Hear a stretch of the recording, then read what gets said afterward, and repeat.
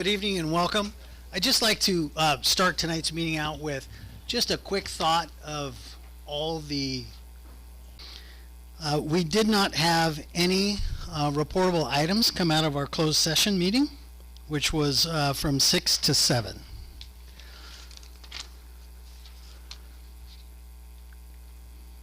Roger, would you please give the crowd the instructions for addressing the board?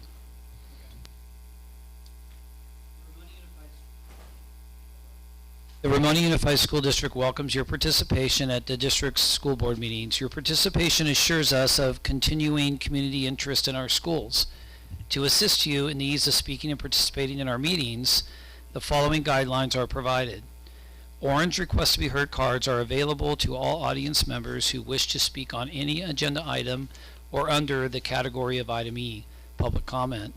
These presentations are limited to 3 minutes per person or 15 minutes per item. Submit completed orange cards to the board's recording secretary in advance of the item presentation. Orange request to be heard cards will not be accepted once the agenda item has commenced.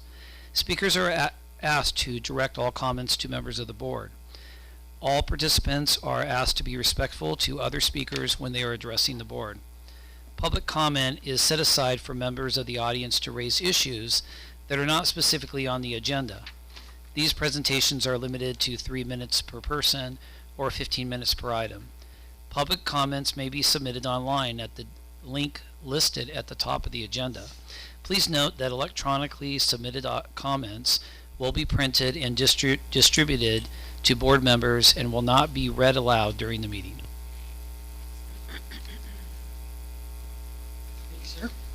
We're going to try to zip through a couple of real quick items and get to the good stuff, which is our students from James Dukes. Next item on the agenda is item C5, which is approval of the agenda. I'll move approval of the agenda. Is there a second? I'll second. All right, we have a motion and a second. All those in favor? Aye. Aye. Item carries unanimously. All right.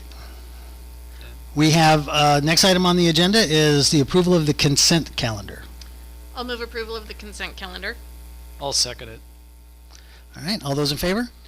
Aye. All right, now we're at the good stuff. This is going to be, the next item is D1, which is the school site showcase of James Dukes Elementary. Whoever is leading, could you come forward? Thank you. Good evening, School Board and Cabinet. I'm Debbie Long, Principal at James Dukes. What makes, you mentioned what's going on up north. What makes the heart of any community and any school is the people. And what makes it a privilege to be the principal at James Dukes are the amazing staff, many of whom are here. Some of the best people I've ever worked with. They come every day. They're just amazing to come every day, show up, do what's right with kids. And of course, some of our amazing students. So tonight we thought we'd have some of them come and share some amazing things about them and our school. And we're going to start with one of our students who's in honor band. His name is Orrin O'Neill, and he is going to play the Star Spangled Banner for you on his trumpet. Oh, wow. Thank you.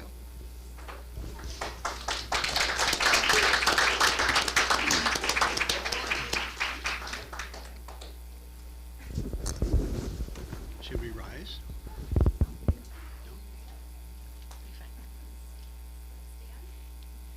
Yeah, let's do it.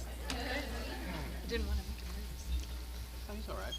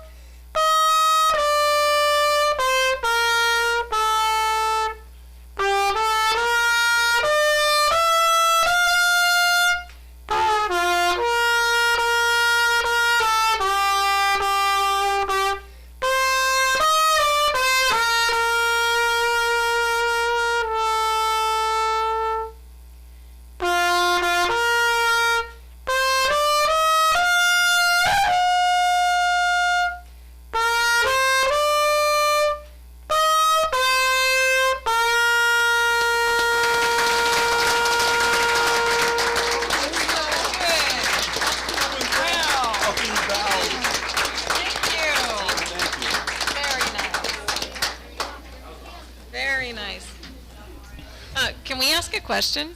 How long have you been playing? This is my 4th year now. Wow, it shows. You've been practicing and it sounds great.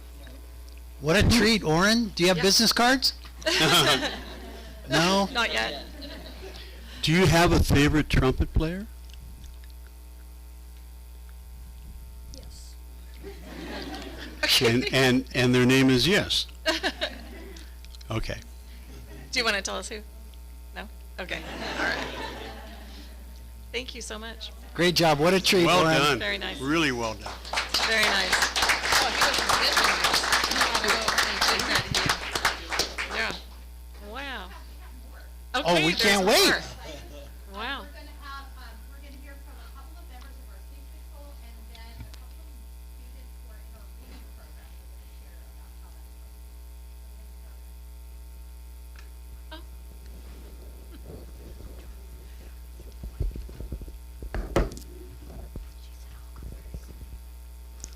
Good evening, members of the school board. My name is Mariana Beltran, and I am in 6th grade at James Dukes Elementary School. I am the captain of our school safety patrol. Our job is to help make sure students arrive and leave school safely every day. We help by guiding students across crosswalks, reminding everyone to follow traffic rules, and making sure students feel safe and supported during arrival and dismissal. It's a big responsibility, but we've been trained to handle it, and we take it very seriously.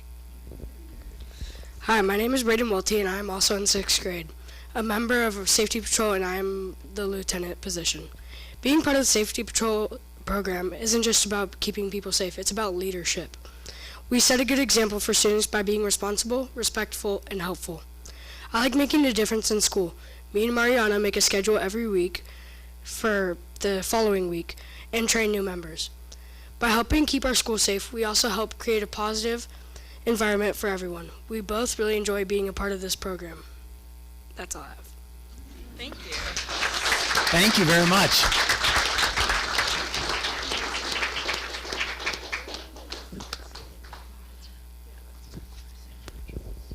Good evening. My name is Mrs. Linder. I'm the intervention teacher at James Dukes Elementary. I'd like to introduce two incredibly hardworking students, Charlie Gibbs and Riley Short, coming up. They'd like to share the progress they've made in the intervention room this year. Good evening, members of the school board. My name is Riley Short, and I am in 5th grade at James Dukes Elementary School. This year, I've been part of our reading intervention program, and it has helped me a lot. Before joining the program, I used to feel frustrated when I couldn't understand what I was reading or when I couldn't read as fast as other students, and it was hard to keep up. But now I've learned strategies to improve and understand what I'm reading and feel like a better reader because of Miss Linder. Miss Linder helps us, and she takes her time if someone doesn't know something. We practice reading a paragraph for a minute on Friday, and we graph it to see how much we've improved from the beginning of the year to the end. I started at 60 words per minute, and I can read 120 words per minute. My goal is to reach 130 words per minute.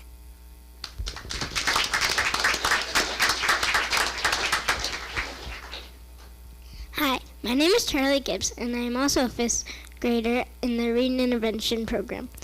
Before starting, I was below 100 words per minute, and now I'm reading 149 words per minute. I didn't feel confident about reading in front of my class because I was so focused on making sure it was right. But now I've gotten better at reading and understanding, so I feel more comfortable when I speak in front of my class. It's helped me feel more successful in school in all subjects. Like math, I can now understand word problems better. It helped me improve so much, and I am very thankful for Miss Linder and the reading program.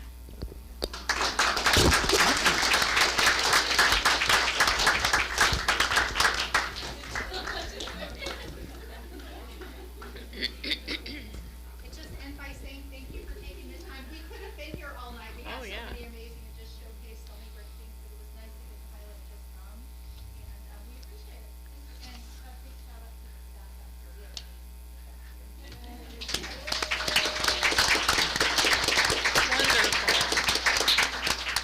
Mrs. Long, you left us wanting more.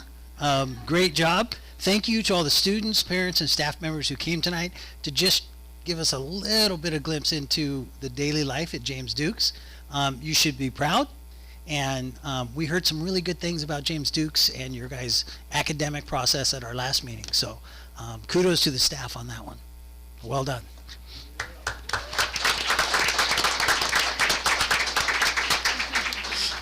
All right, next item on the agenda is D2, which is the student program highlight from the Ramona Rotary Club for December and January high school students of the month. Please come forward.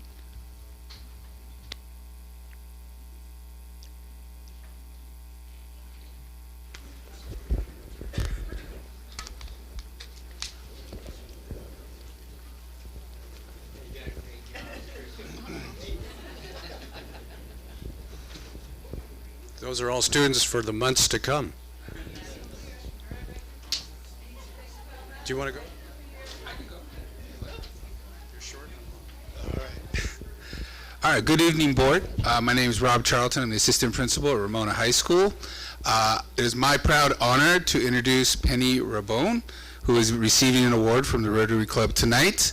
I wanted to share a couple of words that her English teacher shared with us to be shared over the board meeting tonight. Come on up, Penny. Gonna embarrass you a little bit. It is with great enthusiasm that I nominate Penny Rabone for this distinguished honor and award. Penny has consistently demonstrated exceptional dedication and leadership in my class, making her a standout student in every sense. She not only produces high quality work, but does so with an unwavering commitment and maximum effort. In our classroom, we emphasize the importance of leadership opportunities, and Penny has been an outstanding example of peer leadership.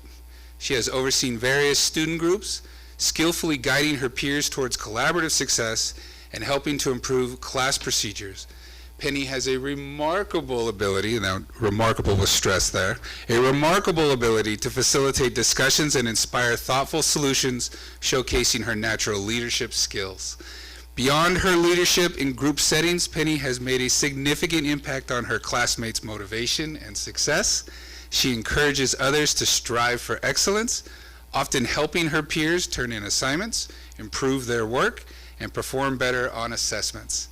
Her influence extends beyond academic achievement as she fosters a positive, growth-oriented environment where her peers feel supported and inspired to succeed. Penny's ability to lead by example, motivate others, and continually strive for improvement make her a true role model at Ramona High School. Her efforts have not only contributed to her personal success, but have elevated the entire class she is in. Without a doubt, Penny is deserving of this recognition, and it is an easy decision to nominate her for this award as an exemplary student at Ramona High School. So we want to thank her and honor her for that. Wow.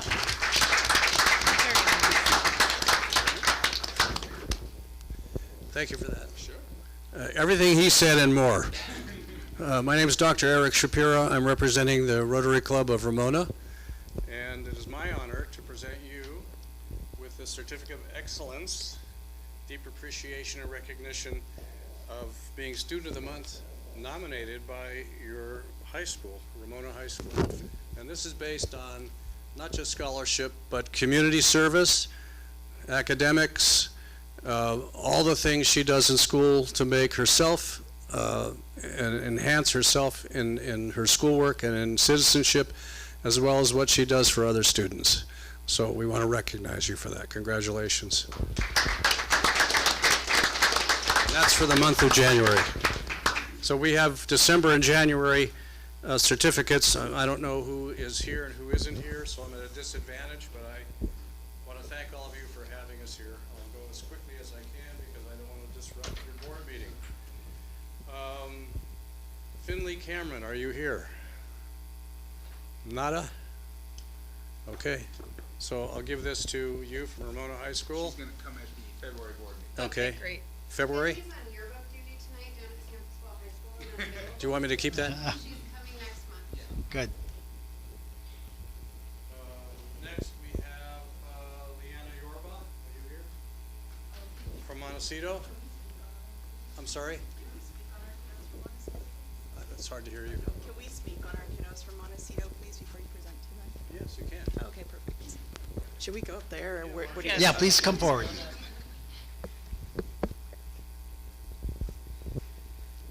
Hi, I'm Liz Sauer, school psychologist at Montecito High School, and I'm very proud to present Miss Liana Yorba as our December Student of the Month. So I'm just going to read a little bit about Liana. So Liana's teachers are glowingly proud of her. They all say that Liana goes to great lengths to do well in all of her classes. She's kind and respectful to staff and students and always comes to school with a big smile on her face. Liana has reliably lived up to her commitment to her peer tutoring assignment at Ramona Elementary, even going for extra time with them after school. She volunteers as our official sports photographer for our sports teams, taking gorgeous photos at every soccer and basketball game, and as committed to continue as a photographer for future sports seasons. Outside of school, Liana is very active in the local Ramona 4-H and raises swine, and last year her swine won grand champion at the San Diego County Fair. Liana is consistently pleasant and positive with everyone around her, flashing her bright smile to make everyone's day better. We've been so impressed with her work ethic, her creativity, and her commitment to quality in everything that she does. Great job. This is from the Rotary Club. Thank you. Thank you very much.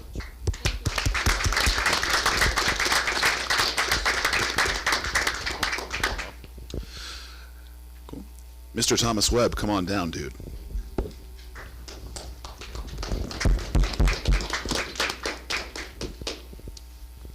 Let me grab my notes here on my phone. Been very eager and very excited to get to brag about you here at this board meeting tonight. So if you all will indulge me.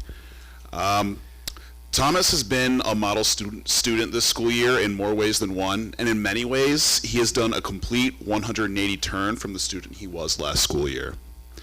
Thomas has had near perfect attendance and outstanding grades this school year, but it doesn't stop there. Thomas has shown himself to be a leader within the classroom by showing a desire to do the work while encouraging others to do the same. Although his appearance and demeanor may be intimidating, just like most metalheads, Thomas is ultimately a nice guy, simply pretending to be a mean one. He is welcoming and quick to include others and is always willing to help others around campus, and he holds himself accountable. He has a fantastic sense of humor, numerous and varied interests, and a depth of knowledge and curiosity that catches many, including myself, off guard at times. Whether in construction or chemistry, Thomas has consistently demonstrated the values that we ask all Montecito students to show on our campus. For all that and so much more, he deserves the title of Student of the Month for January 2025. Thank you, Thomas.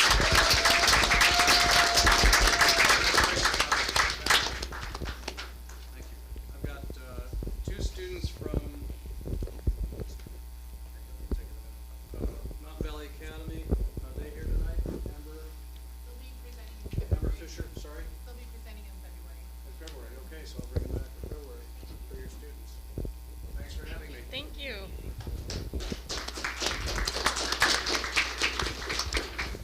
Congratulations to the recipients tonight. Thank you very much to the staff members from our schools that not only provided these write-ups and these kind words about our students, but who came tonight to present.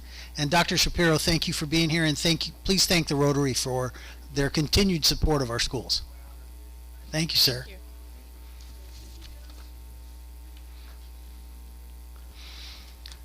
All right, as we move forward, next item on the agenda is a report from our student board members.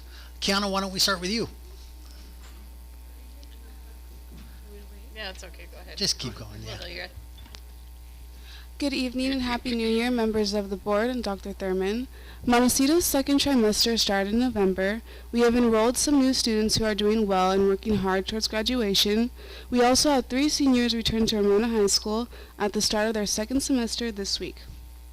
As always, we are very focused on college and career readiness this time of year. Our counselor, Ms. Briseño, has been meeting with all seniors about the FOSFA and will be available to parents for assistance as well. Montecito is hosting a college and career fair on Wednesday, February 12th, 2025 at noon. There will be many opportunities for students to learn more about post-high school options from representatives like Palomar College, Escondido, and Poway Adult School, certification programs, U.S. Marines, Army, Navy, San Diego Sheriff, and others. The Regional Skills USA competition is Saturday, January 18th, all day at Montecito High School, starting at 8 a.m. Everyone is welcome to come by and watch this first round of competition. The next stop will be the state competition in April. Ramona Adult School started again this week with the adult diplomas and GED classes on Tuesday evenings. ESL classes for adults start on January 14th and take place Tuesday and Thursdays from 5:30 to 7 p.m. All adult school classes take place at Montecito High School. They are open to any adult in our community and are free. Montecito ASB is hosting a clothing drive for anyone cleaning out their closet after the holidays. Please stop by the Montecito Library to drop off your donations. Thank you and Happy New Year. Thank you. Nice job. Thank you very much. We'll move on to Izzy. School board members and Dr. Thurman. So before leaving for winter break, we had the high school's drama class production of The Enchanted Bookshop, which was a huge success given the struggles with the power outage. And to preface this performance, the high school choir performed at lunchtime, which helped spread some holiday cheer before going on break. And now, coming back from break, the high school is gearing up for Career Expo, which will take place on the 23rd in the NPR. This is our way of showing presentations on our futures for careers and other possible pathways. Looking to the younger grades, MVA extras for K through 5 were moved to next week due to the closing of schools, and the MVA 6th graders are going to 6th grade camp, which will take place February 24th through 28th. Finally, the campus's new recycling program will be implemented January 17th to sort waste during mealtimes and keep a cleaner planet. Thank you all for having me, and I hope you all have had a Happy New Year. Thank you. Our representative from Ramona High School has a stand-in tonight, correct? No, apparently not. Oh.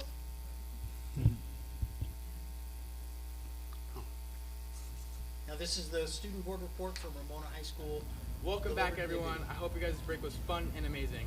We have some new expectations here going on at Ramona High School that our amazing staff and teachers have come up with. Let's go hear from Mrs. Rod to see what it means to be a part of our town.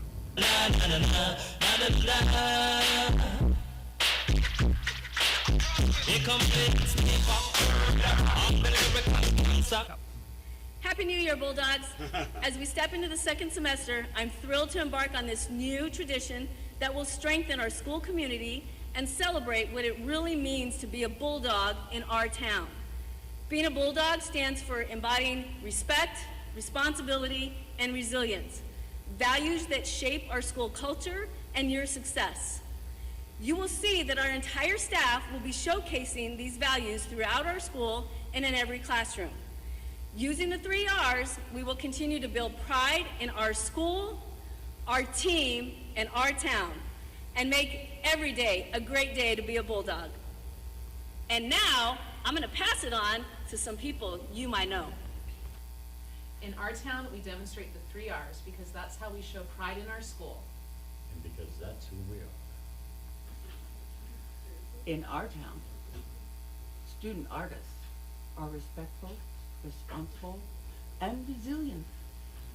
In our town, we show respect by greeting each other in the morning. Good morning. How are you? Have a good day. In our town, we show respect. We respect people and we respect property.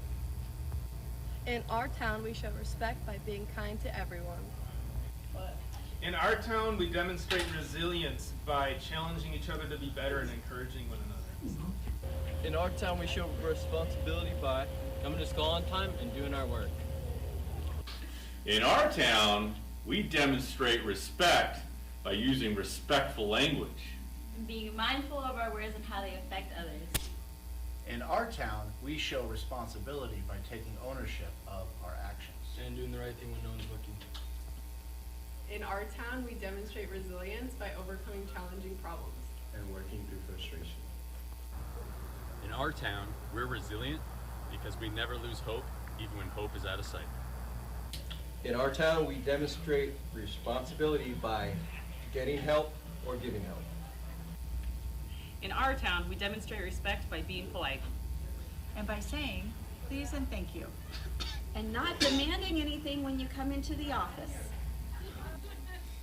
En our town, demostramos respeto apreciando las diferencias de los demás.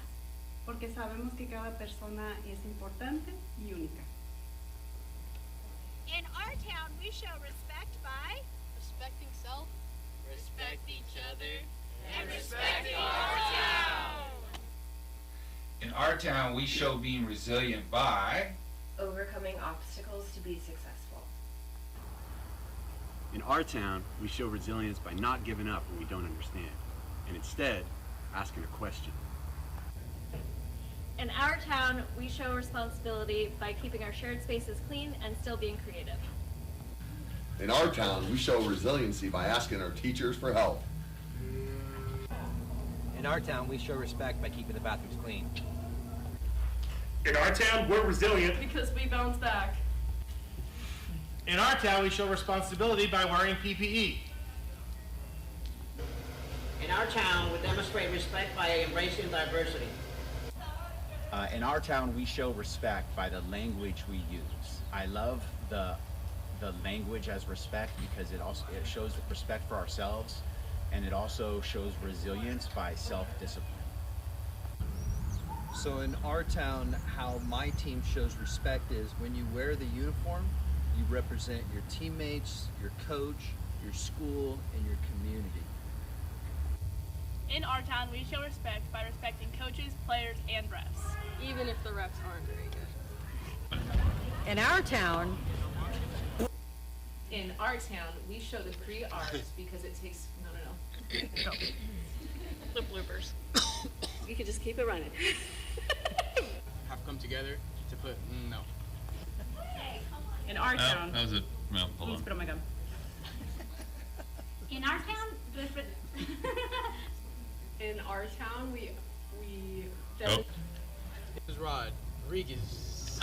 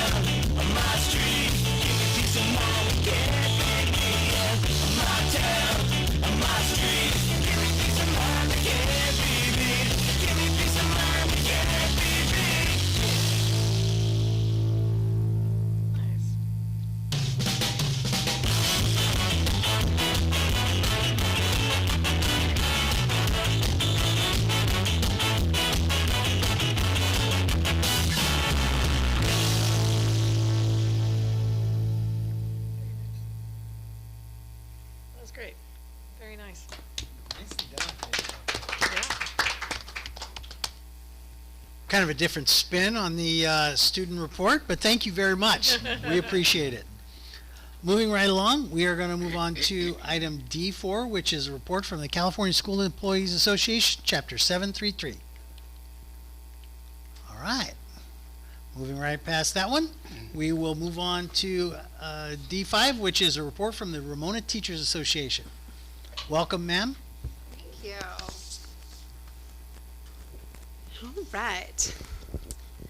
So, a few things happening across our district with our staff and students. At RHS, Mr. Snow would like to acknowledge his ROTC marksmanship team who completed their regular season, finishing 5-2 against teams nationwide and 7-0 in the state of California. They also won their division for the state of California, taking home 11 out of the 12 medals. And they will be traveling to Alabama next month to compete in the national championship. This is actually a huge improvement considering just 2 years ago, RHS only had 2 qualifiers total, and now we have a full team plus 2 more shooters who qualified. Mr. Karas, depending on how you pronounce it, he says either way is fine, but he would like to give his students some props because his senior personal finance course had a 96.7% pass rate first semester, so seniors are wanting to graduate. The students in computer science finished up their first game development project. The students made some really interesting games and learned code in a fun way. The Break the Silence Club, formerly known as Yellow Ribbon, is a club for mental health awareness, and they held a mental health fair in November. A fun treat was having teachers, as well as the superintendent, play with the student group, The Fish, on stage while all of those events were going on.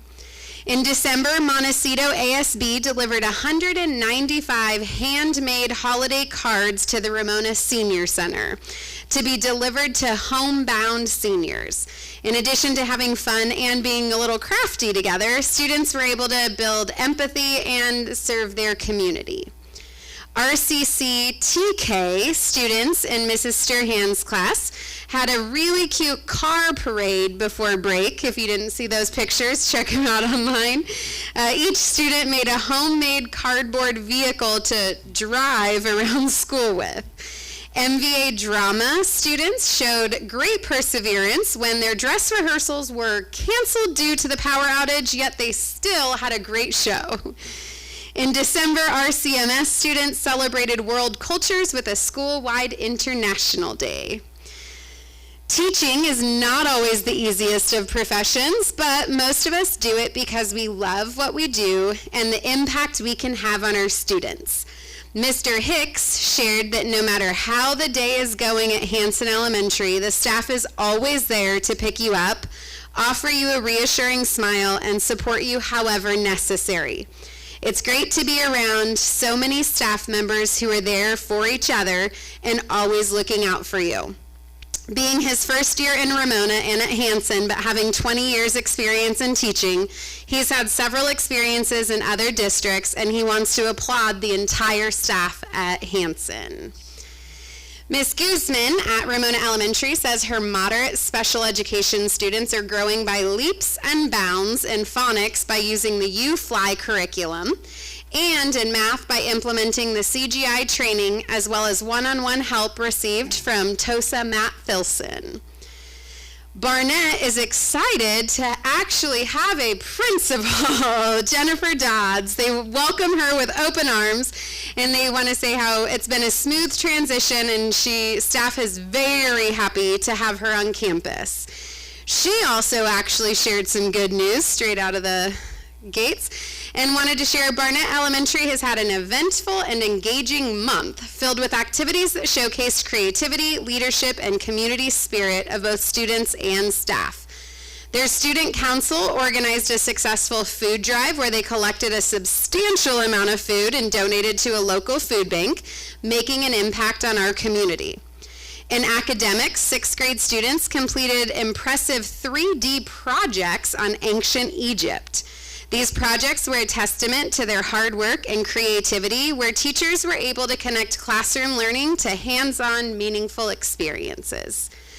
Barnett wrapped up the calendar year with their Holidays event, a joyful celebration that brought together students, families, and staff, and is a huge amount of work for staff, but much appreciated. They're proud of the accomplishments of their students and the strong sense of community they continue to build.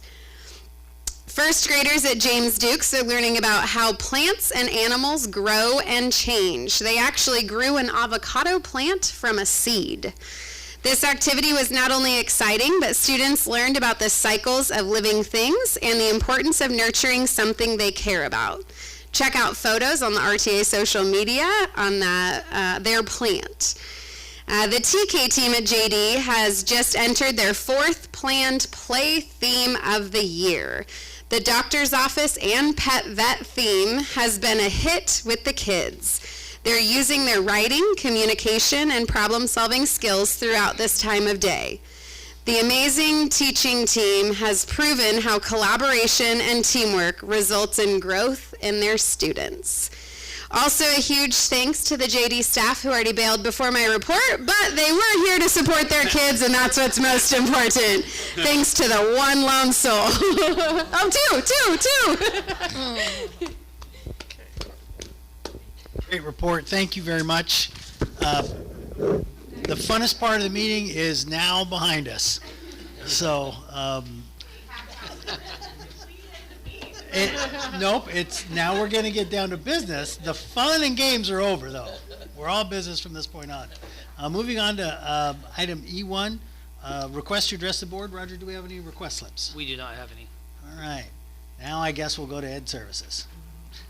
Item F1 is a report on the RUSD Federal Monitoring Program. Go ahead, Leslie, tell us how this is. Well, I'm not sure I can jazz up FPM at all, so I think the intro was very valid. In November, since July, we have been working as a district in preparing for federal program monitoring. This is where we have a deep dive audit into programs within our district where we are federally funded. And I would love to report that after this deep dive and much preparation, we had intense 3 days with the auditors themselves, where there was a lot of back and back between all departments, and we came out with only one finding, which is phenomenal. Our one finding that we do have to report out to the board is in the EL section, and it has to do with teacher authorizations, and HR has been diligently working to get that cleared with the auditors as well. But that is, truth be told, there was a little bit of a goal and a competitive nature between myself and Teresa Grace the last time federal program monitoring went through, and we came out with flying colors in comparison. So I told her she was in competition and she didn't know, but but we won this year. So so unless you have any questions, this is just an information item. So congratulations are in order. Yes, for the entire district. It was a Well lot of work. And just shows that we are using the dollars as we're supposed to be using the dollars, and that we're doing right by the requirements of that funding. So when does this stressful event happen again? Oh, I hope never.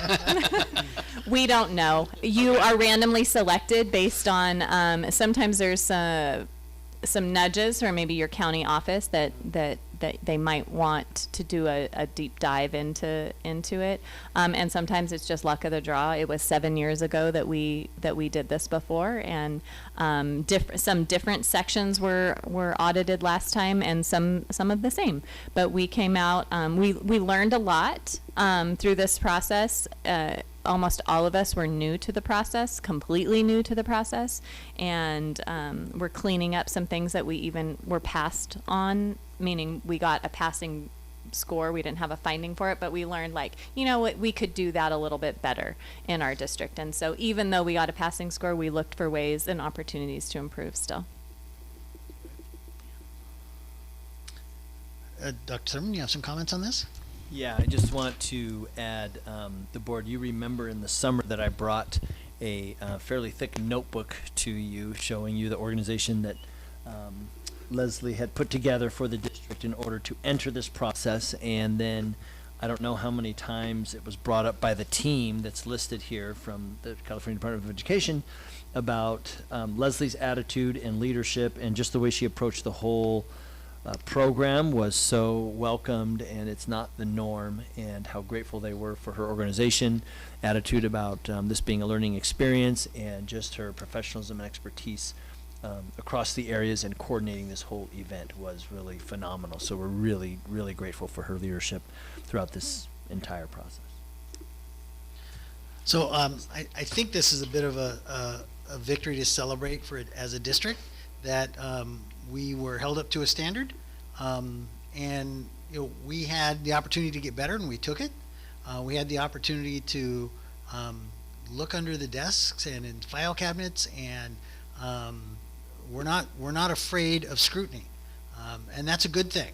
And well done. And from my conversation with Dr. Thurman, this was a very, very big project that I'd like to thank all of the staff, especially one, with Leslie's leadership, and I'm sure she had plenty of help, but this is the administrative side of teaching kids. And without this kind of thing, we don't have our teachers to carry out the mission and carry the water of the organization. So it takes a team to deliver education every day, and you guys did a great job, and we sure do appreciate it. Anything else? All right, let's move on to item F2, which is approval of new course of studies for ornamental horticulture and landscape. Good evening, board. We have quite a few new courses of study being brought forward this evening. I'm going to ask Rob Charlton just to come forward in case there are any of the nitty-gritty questions. I will introduce each of these courses of study and give you the brief overview, but if we get into any of the nitty-gritties and we need to refer to the expert in the CTE courses, we've brought him here tonight for that purpose. This first course of study tonight is ornamental horticulture and landscape, and you'll notice a little bit different layout to the course of study green sheet in front of you. In an order to make these CTE courses a little more understandable, we've included the sector, the CTE sector, the pathway that this course lives in, and whether the course is a concentrator or a capstone. So if you'll notice on this first one, the number 2 course is the one we're talking about tonight. We already have the floral design course, which is the number 1. So you can now see that full pathway right here, clearly laid out for the board. Sometimes when we just bring them in isolation, you don't see that whole pathway, and we just felt like this was a better way to represent it to our community and to the board. So you'll see that moving forward on our courses of study. The standards that are addressed in this course are your Ag and Natural Science and General and NGSS standards, and this is going to be a Life Science A to G approved course with D credit. This is a discussion possible action item for the board to consider tonight. All right. Any questions on this agenda item? I move approval. Okay, we've got a motion and a second. Any questions or discussion? All right, all those in favor? Aye. Aye. All right, motion passes unanimously. Let's move on to item F3, which is the approval of new course of study for computer science exploration. Board members, this new elective course, or CTE elective course, is also, you'll notice the sector here is Information and Communication Technologies. The pathway is Software and Systems Development. This particular course is the number 1 in the pathway, Computer Science Exploration, the introductory course that we are looking at for this particular pathway, and this will be getting G credit for A to G. All right. Any questions on this subject? I move approval. I second. We got a motion and a second. Any conversation or questions? Yeah. Discussion or questions? So I'm assuming that this course is a 1 semester course, correct? No, I believe this is a full year course. It's a full year? Yep, it's a year long. Okay, because it's an exploration, so I wasn't really sure. Yes. Any other questions or discussion? The reason I would anticipate that this course, you're going to have more people sign up for it than you have space. Has that been your experience so far? I think maybe we'll let Mr. Charlton answer that question. Our hope is that exactly that does happen. Our computer science pathway has been a little thin on rosters at the moment because we're on our third pathway leader as of now over the 3 years of the pathway existing at the high school. The reason for the introductory course is to create a better bridge from the middle school as an introduction to the coding and the computer programming piece. In the exploration course, they'll learn the basics of coding along with some of the more popular like video game design and things of that nature. And so we're hoping to make this a super popular pathway. And then it has listed there the capstone course with Computer Science A, but there's also another capstone course with the engineering program, with the PLTW capstone course, where computer science students and engineering students can be in the same class working on absolute group projects at that point in time. And so that's really our goal of where to go with that class right now. Thank you. I have another question. So the first course that the students used to take prior to this course approval was that's number 2 on the list, which is computer science principles. So that's also some kind of introductory course, a beginner course, or how were they able to handle it without the course number 1? So our initial design of the pathway had principles as the first course, like you're saying. Last year's pathway leader, along with this year's pathway leader, is telling me that the PLTW curriculum that goes with the principles course is a little too advanced to walk in the door and be prepared for. So we sought to find a course that would be a nice introductory course so that that curriculum in the second course would be more digestible by all students as they move through the pathway. Thank you. You know, I really like that we're nimble enough in our district and at the high school to take that advice and act upon it in a short amount of time and really provide our students with a better opportunity. Thank you, guys. More comment? More questions? Just from the way that I understand how the pathway works, you have a concentrator and then you have a capstone course. Mm-hmm. So I'm assuming that the exploration is also a concentrator, or is that a course preliminary to the concentrator? How exactly does that work? So the labeling of concentrator and capstone will depend on how long your pathway is. The capstone course becomes the end, the end product of the pathway. So whatever course is last is the capstone. The middle one is the concentrator. And since this is a 3-course pathway, the initial class will be an introductory class. Can a student take principles of engineering in the engineering and then take the computer science A capstone? Would that work? Does it go, because you have it going that way, can it go this way? Because in principles of engineering, they're doing programming as well. So to answer that question, if we had a student who was showing such promise with their computer design skills, I would think of it in similar way to like a foreign language. If somebody was showing that they knew, say, Spanish, for instance, at a higher level, why would you put them in a Spanish 1 course when they're prepared already for a Spanish 2 course? So I would leave it up to the pathway leader at that point to say, hey, work with the student, see what kind of knowledge they have. If you feel they can enter the pathway at the concentrator level, we could enter at the concentrator level because they've already met the requirements of taking the introductory course at that point in time.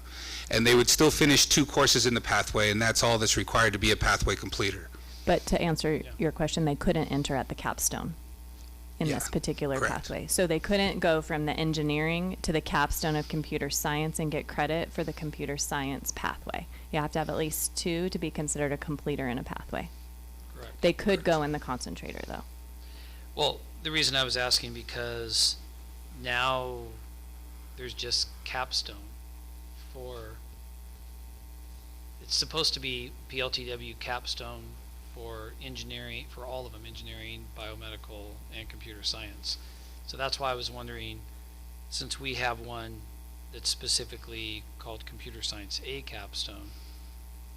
It's a little confused. I wasn't exactly sure. Is that a separate class from the PLTW capstone? Or are they one and the same? I'm not really sure. They are different classes. They are. But Okay. the goal is to, Different this is as currently designed, but the PLTW capstone course is what we're trying to move towards as the final class for Okay. the computer science as well as the engineering. I think I understand. So what you've done is, you've taken the Computer Science A curriculum and you're just saying that that's the capstone. Creating that as Got it. capstone for now. Got it. I get it now. Okay. And that's an AP course, right? A to G course? Well, AP? Computer Science A typically is an advanced placement course. It has the ability to be an AP course. We do not have it We- listed as an AP We course. don't have it listed as an Not AP yet. course. Yeah. Okay. Okay. I'm just wondering. Okay. Thank you. It's something that our pathway leader has mentioned, though, as a potential opportunity in the future. Yeah, and for those that don't understand, basically the AP test is you write a program that has a whole bunch of if-else statements and while loops in it, both open and closed. I mean, it could be like a program that you write for a teacher. They could actually put all their grades in. It could be a gradebook program. It just has to be something that's that way. Usually, you typically have like some kind of like an Excel file where it's like an array and you're calling to all of the data that's put into it. It sounds a lot more complicated than it is. Actually pretty easy. Sounds complicated. No, it's easy. All right, we ready to vote on this? Yeah. All right, all those in favor? Aye. Aye, motion carries unanimously. Might I say, let's see, I really do appreciate the course detail section of these green sheets. It really, it provides more information. Wonderful. Thank you very much. Thank you for the feedback.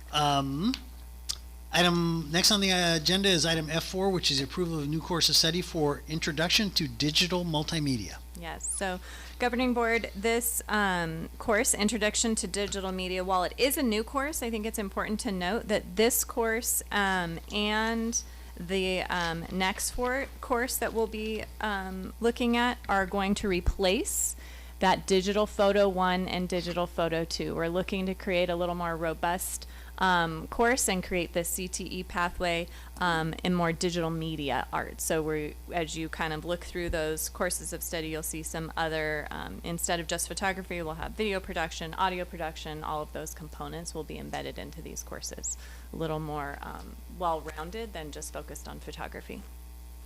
You'll notice on this particular course, it's the Arts and Media Entertainment sector, Design, Visual, and Media Arts.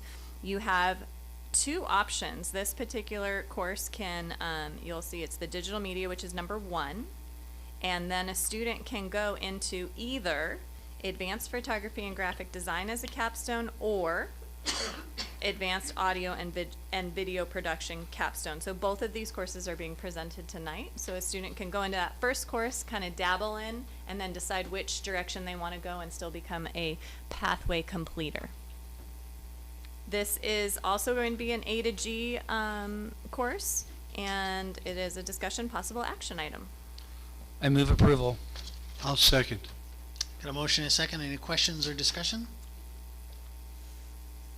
Yeah, I think it's a good idea to actually do this. I mean, with cameras, literally an SLR camera is now a video camera. I mean, it's pretty amazing how the technology just keeps getting better and better. So it's kind of natural for kids to kind of want to do both. So I think it kind of makes sense. And, you know, we've gone from STEM to STEAM, and so it's kind of natural to really combine video and photography with graphic arts. I mean, it just kind of makes sense. I mean, all these with the technology being so easy, everybody can do it, and so it makes sense to be able to teach all the principles and concepts. And they are different. I mean, the principles and elements of video and photography are definitely different. Even graphic arts, there's different aspects to them that you have to teach. But one thing that I just recommend, this is more for the board, that I think we should, at another meeting, we should review our policy and administrative regulations regarding visual content. just to make sure that since we're doing this, that we can give proper instruction to our teachers and staff. I don't know how long it's been since we've even reviewed it, but it'd probably be a good idea. I see the superintendent taking notes. Anything else? All right, all those in favor? Aye. Motion carries unanimously. Next on the item on the agenda is item F5, which is the approval of the new course of study for advanced photography and graphic design. So F5 is that number 2 in this particular, the same pathway. We're just going to continue for both F5 and F6 will be advanced photography, graphic design. This is that capstone course. Discussion, possible action item. I move approval. I'll second. Got a motion, a second. Conversation, questions, discussion? I just had a question about what software they're going to be using. I'm assuming they're going to be learning 3 different pieces of software, or at least 2 in this class. On the available materials, what they have listed for the items, not necessarily software so much, but Adobe Creative Cloud is one that's listed, Studio Binder, Envato Tuts.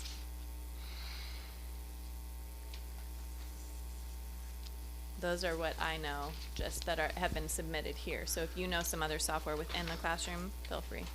Yeah, the industry partners associated with this pathway have told us that Lightroom is a big one that's being used out in the workforce right now. So I've had the industry partners talk to our pathway leader about incorporating that into the curriculum as well. Will you repeat the software package? Lightroom. Yeah. Thank you. I mean Adobe, the whole suite. Yeah. So. Got it. All right, anything else? All right, all those in favor? Aye. Motion carries unanimously. Thanks. Sorry, brother. We will move on to item F6, which is the approval of new course of study for advanced audio and video production. And our last course of study tonight, Board, is this advanced audio and visual production, the alternative capstone for the pathway for design, visual, and media arts. Again, discussion, possible action.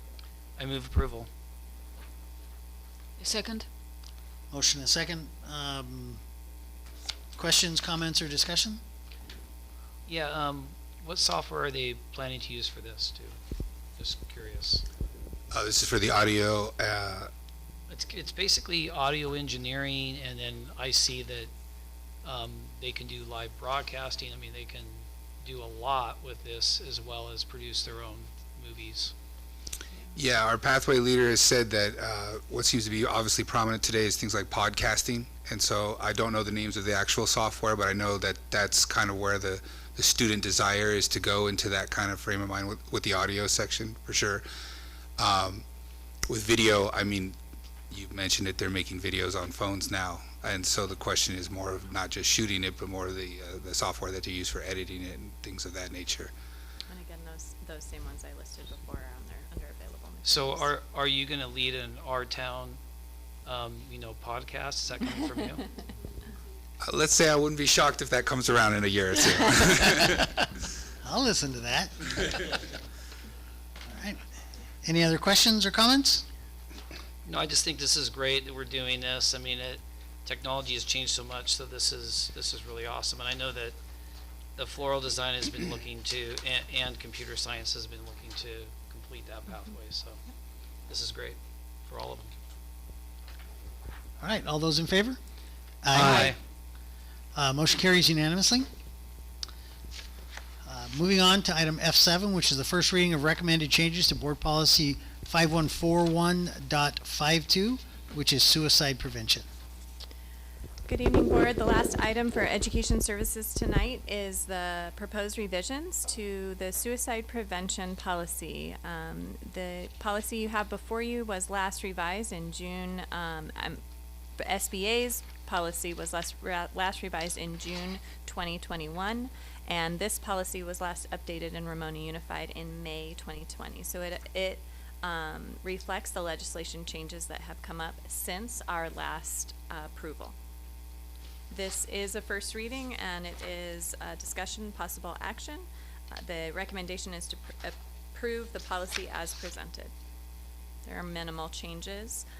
Looking through the policy, one is the, under intervention, has to do with the added ed code, and then procedures, crisis intervention procedures for suicide threats and attempts under 6 and 7, and the professional learning of, no, I'm sorry, not the professional learning, encouragement for students to notify appropriate school personnel, 6 and 7, right there. I'll move approval. Second. Motion and a second. Comments, questions, or discussion? Yes, on number 6, where it says encouragement for students to notify appropriate school personnel or other adults when they are experiencing thoughts. Da, da, da, da, da. So I think it should also maybe say other adults when appropriate, maybe even including family. Parents, more Or specifically. parents, yeah. I think we should be specific. We should say parents and other adults when appropriate. Say it like that. Sometimes it's not appropriate, you know, so, but for the most part it would be. I would modify my motion to approve with the inclusion of family after notify appropriate school personnel, comma, family, or comma, other adults. That works for me. Did that? Okay. Does the second agree? Yes. Also had a question. The front sheet says the changes are based on recommendations from CSBA that came in June 2021. Why didn't we change it back then? I wasn't in this position at that time, so I can't answer that. This is me catching up to things that weren't updated prior to my time in this position. Thank you. Thanks for keeping us, up to date, especially with all the other things that staff has going on right now. I sure do appreciate it. So we have a motion, a second. Any more commentary, comments, questions, or discussion? All right, all those in favor? Aye. Aye. All right, motion carries unanimously. We'll next move on to Human Resource. Thank you, Leslie. That was a lot tonight. We'll move on to Human Resources Division, item G2, which is approval of uniform complaints for the quarterly report for Williams case complaints. Members of the board, as you're aware, on a quarterly basis, we report if we received any Williams case complaints. And this agenda item will indicate that we have received 0 complaints, and so we're asking the board to approve this report so that we can submit the report to the County Office of Education. I'll move approval. I'll second. We'll go down on this one. Any comments, questions, or discussion? All those in favor? Aye. Why, Mr. Newman, you got off easy tonight.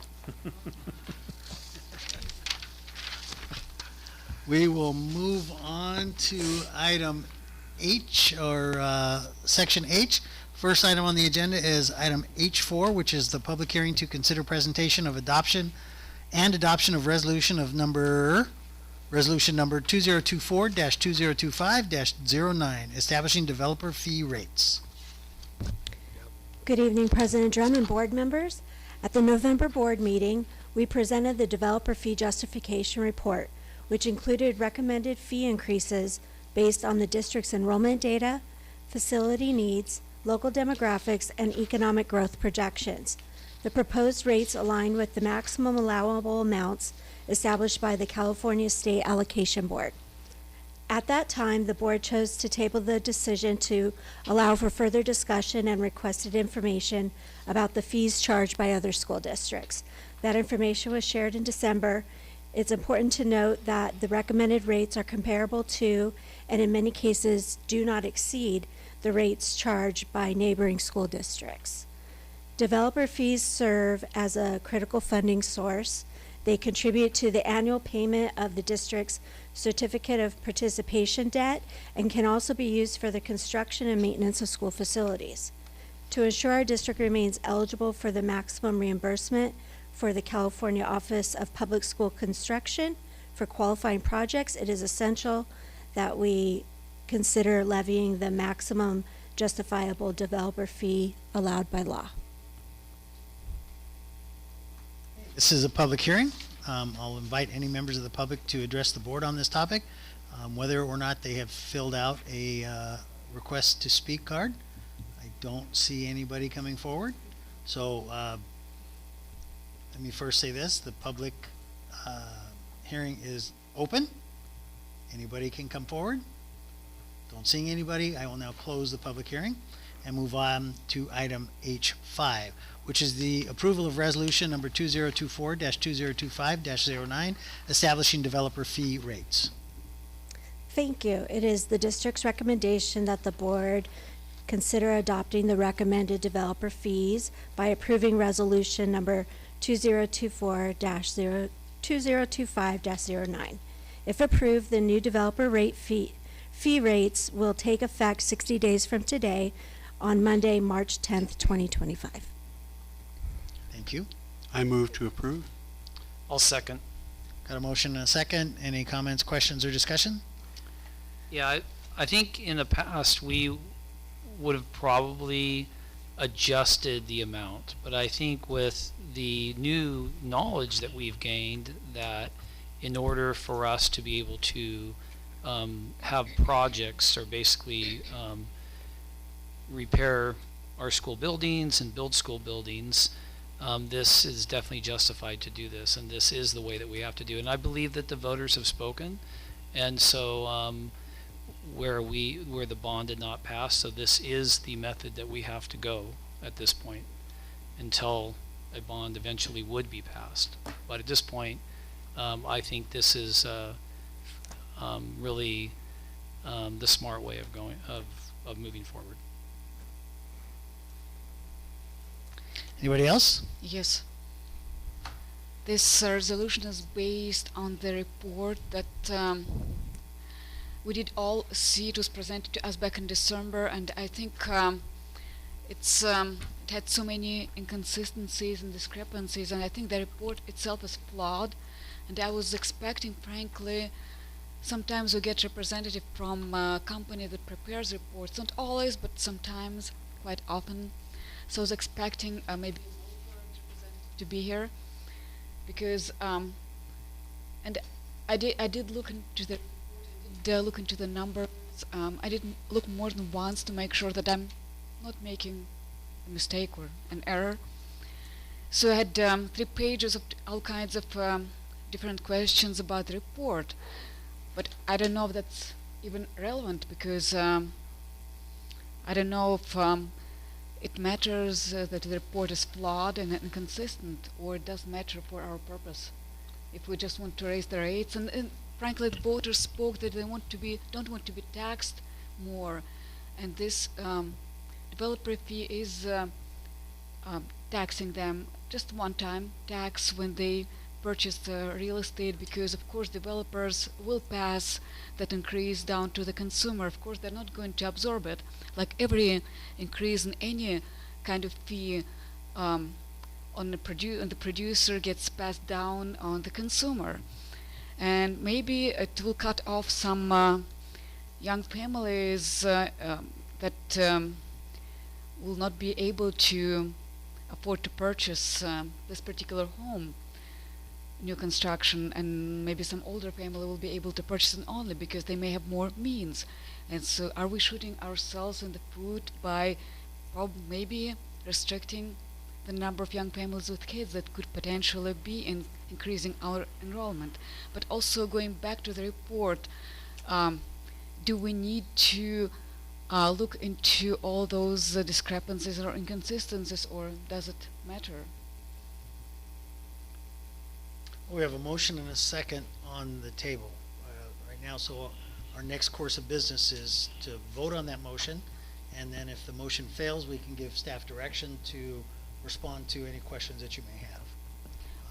Everybody okay with that I agree. course of action? I agree that there were some issues with the report that we were provided, It doesn't change my position and how I will vote, but it does concern me that there would be some things in that report that may not be accurate for our community. I think they've used some boilerplate language, and we paid a full fee, so we should get a report that is tailored to our community.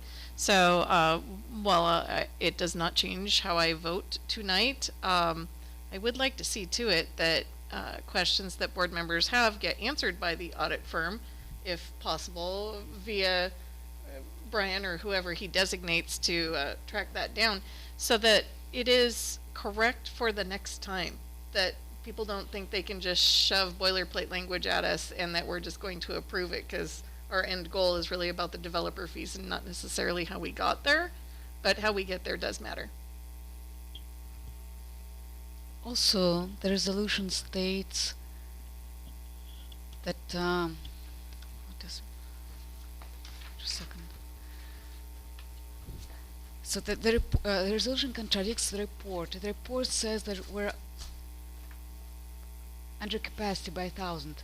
The resolution says that overcrowded classrooms and a need for additional classrooms or school space for additional kids that will be generated by new construction. So if we are under capacity, then by 1,000 students, all new students generated by new construction, only 500 according to this report. So we'll still be by the year 2050 still under capacity by 500. So there's the resolution structured, the way the report is structured, there's a contradiction. So report doesn't serve as justification for the developer fee increase. It does not. You know, I understand, and I did read the resolution with those things in mind. And yes, while we don't have overcrowding in our schools right now, I think it's important to not take each clause and read it separately, that these all work combined. So if we were not to collect appropriate developer fees for construction or reconstruction, which is what the next clause states, then we would have overcrowding, because without reconstruction of some of our classrooms that are most in need, we would make them unusable over time. So we do need to have developer fees. That is how we fund facilities in our school district. Absent a bond, developer fees are a big way, along with our general fund, which is the biggest way right now. The report wasn't even needed if we need to increase developer fees no matter what. So why the report? Then we need to be able to justify factually what we increase to, that we can't just arbitrarily pick a dollar amount, that there needs to be some justification. And as I stated, I do agree that there were some I don't know if flaws is the right word with this report, but I do feel like we, if we were going to get boilerplate that wasn't customized, then we should have had it at a discount. So they need to do their job better next time. A lot of numbers were incorrect, so if we're using those numbers to justify developer fees, the numbers were incorrect. Which numbers were incorrect? I have outlined it in my email. Let me see.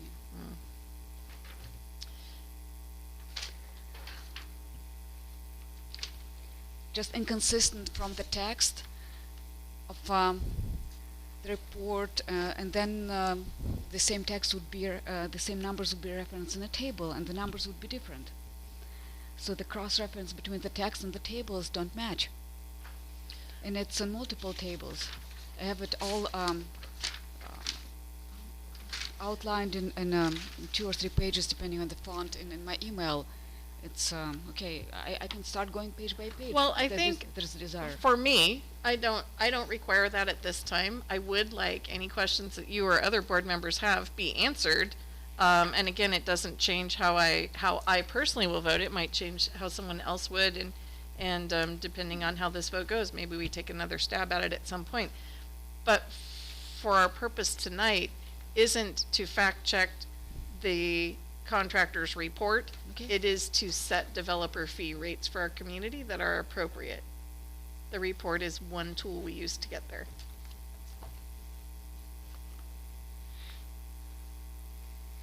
Anybody else with questions, comments?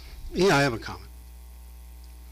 Since we're having difficulty passing a school bond, it is incumbent upon us as a board to take advantage of any commonly acceptable used forms of funding. And this is a commonly and acceptable form of funding. Our problem, one of them, is that we have not raised our funds for an extended period of time. And that has some negative benefit, I understand, in our future. So the fact that we have not raised our development funds has a negative impact. And the other part of it is that we are desperately needing of funding. So to raise our development fees now makes all the sense in the world. I would also add that the comment was made that the taxpayers have spoken that they don't want to pay taxes, and I would say, well, they've also spoken today at this board meeting that they want to pay developer fees because there's nobody here to speak against it. There's nobody here. So, I mean, this has been a conversation for more than 1 month, and usually when we have this conversation, it gets out in the public and people come and speak. Strong point. Well said. There was one speaker 2 months ago when there was public hearing the first time around.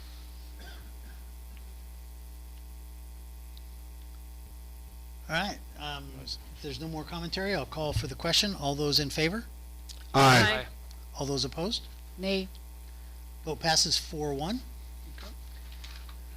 Next item on the agenda is item H6, which is the presentation of the 23-24 financial audit report for the Ramona Unified School District. Thank you, President Drum. Last year, the district engaged the audit firm Christie White and Associates to conduct our legally required audit and produce the audited actuals report for fiscal year 23-24. The completed report has been submitted to the State of California and to the San Diego County Office of Education. It has also been included in tonight's board agenda and is available on the district's website. And I know that you all have a bound copy in front of you. I'd now like to review the 3 audit findings outlined in the report, which can be found on pages 82 through 87 of the bound copies and pages 236 to 241 of the board packet. Finding number 1 is for the Associated Student Body or ASB Activity Fund, and that's page 82 of your bound report and 236 in the board packet. This finding pertains to the Associated Student Body Activity Fund, Fund 8, which tracks the financial activities of all ASB accounts across the district. The Finance Department relies on receiving monthly statements from each ASB account to accurately account for all revenues and expenses. Unfortunately, during the year-end closing process, both at the end of the school year and over the summer, not all necessary statements were received by the Finance Department, resulting in incomplete records for certain transactions. To address this issue and prevent it from reoccurring, the Finance Department will implement the following steps. The first will be early reminders. Emails and phone calls will be sent to ASB advisors before the end of the school year to request up-to-date financial information. Number 2, will provide follow-up communications. Additional reminders will be sent in early August when school resumes. And number 3, we will ask for administrative support. If necessary, the Finance Department will seek assistance from school site administrators to ensure the timely submission of required documents. This finding does not have a fiscal impact, but highlights the importance of consistent communication and timely reporting. Does anybody have any questions about that finding? I do. Yeah, Yes. I know I brought this up originally when they were presented, that there was something wrong with them. Oh, the budgets. Yeah. That they- was the budget templates. Yeah, and so I know this might sound harsh, and I'm only speaking for myself when I say this, But I would suggest that to put a little bit of meat, or you could say skin in the game, that all ASB organizations, clubs, etc., that they need to understand that if they don't have their financial reports in order, that their account will be closed. That's what I would do. And that would stop this problem, because then the ASB directors will be like letting them know there is a consequence. This is it, because right now there is no consequence. So there needs to be a consequence that they know that they have to do their fiduciary duty and they are accountable, and something can happen if they don't follow through. That's just my opinion.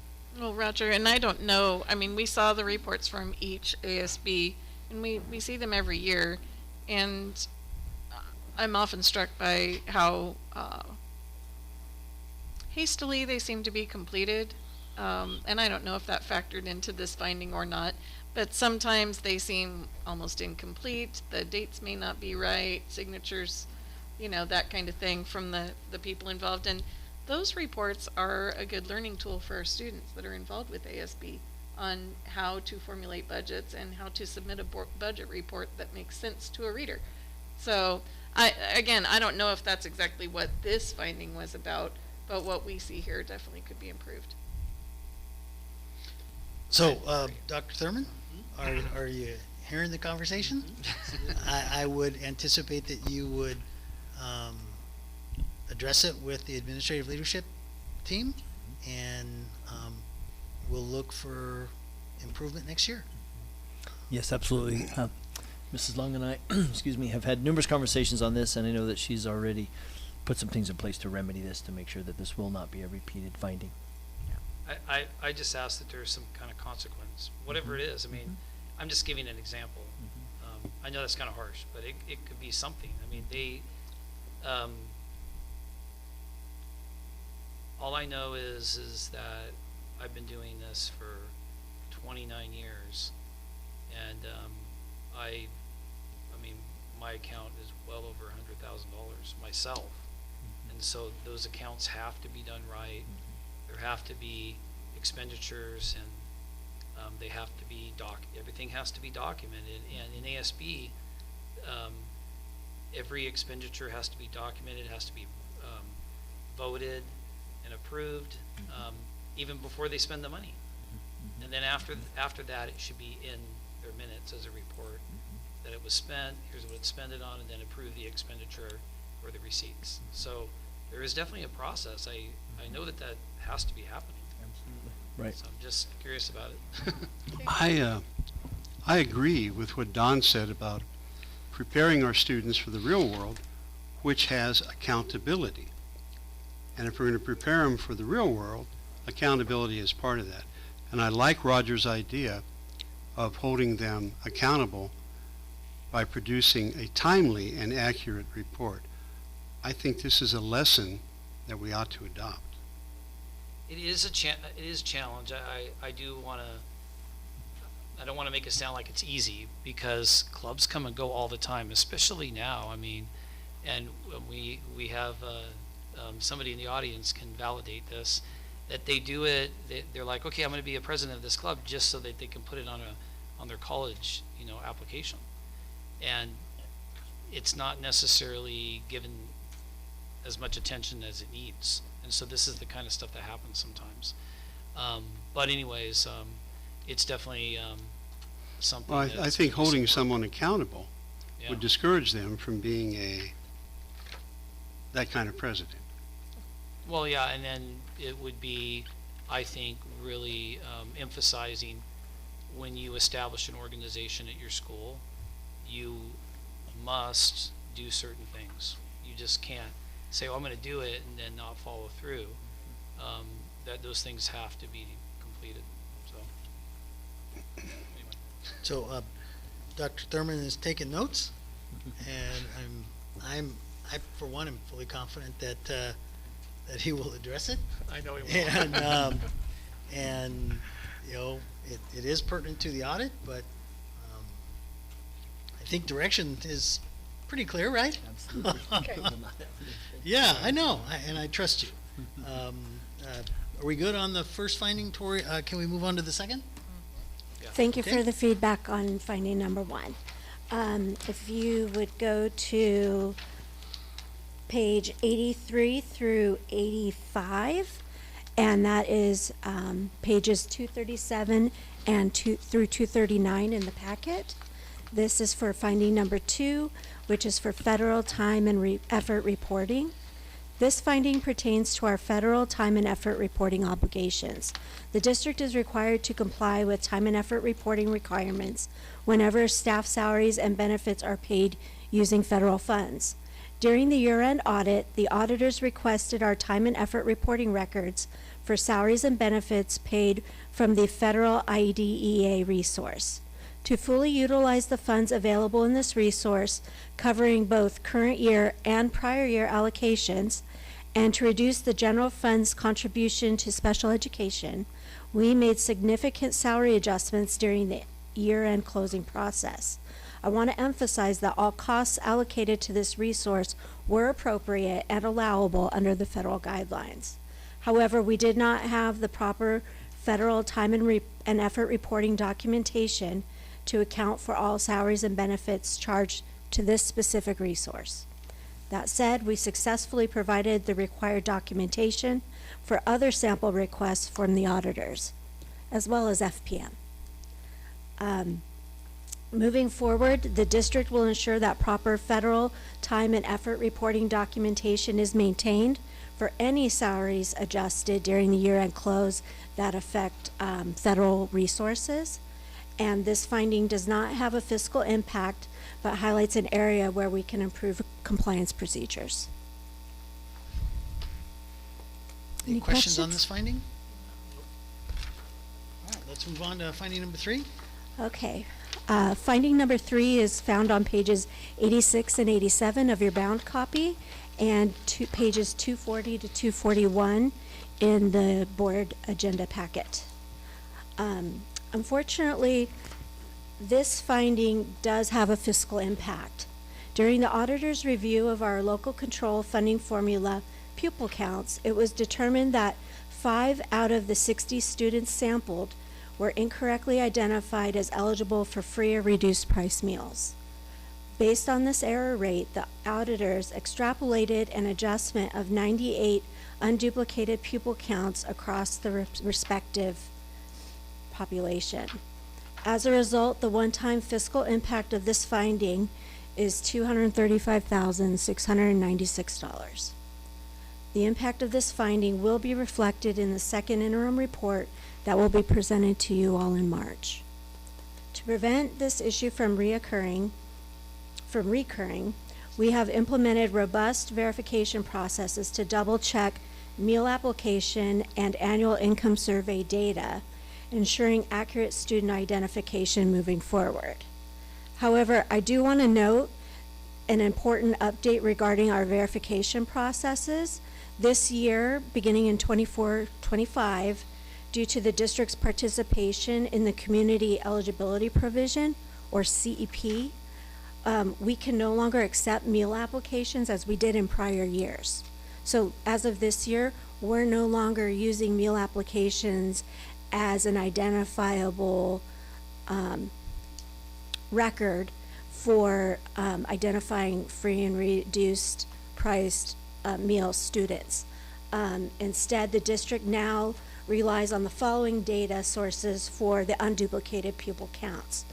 And that is the annual income surveys, which are completed during the student registration processes, the English learner certifications, and identification of homeless and foster youth based on other verified means of data.